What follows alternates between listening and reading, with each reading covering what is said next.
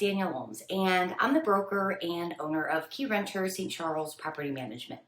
Today I am going over some recent real-world examples of why who you choose for property management really does matter. I've taken over several properties from other property management companies recently, and some of the stuff that I've seen is just quite shocking. These landlords were not being protected, and the lack of attention their property was getting has now cost them a ton of money. One big thing that I've noticed is lack of maintenance. When onboarding these properties, I always schedule time to go out and just acclimate myself with the property and to make sure there's no unreported maintenance or issues.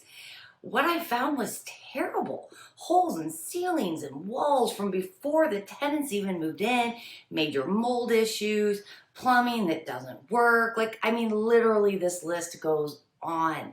What happens now is these landlords, they have to spend a ton of money to get their properties back in working order. Had the previous property management company been doing consistent walkthroughs, they would have caught these things and fixed them before they became as expensive as what they are now.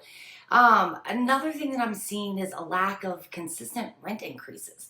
One was a tenant that had been there since 2012, so 9 years with no rent increase. Not a single rent increase in 9 years.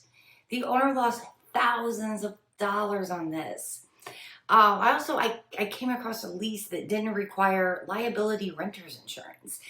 This means that if the tenant were to damage the property, say they left the stove on and they left and the kitchen burned down, they have no insurance to cover it, and the landlord policy isn't likely to cover it if a tenant is the one that damaged the property due to their carelessness.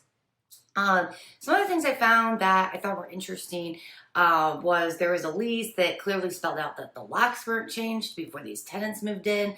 That means that whoever lived there before likely still could access the house, and everybody was just okay with that.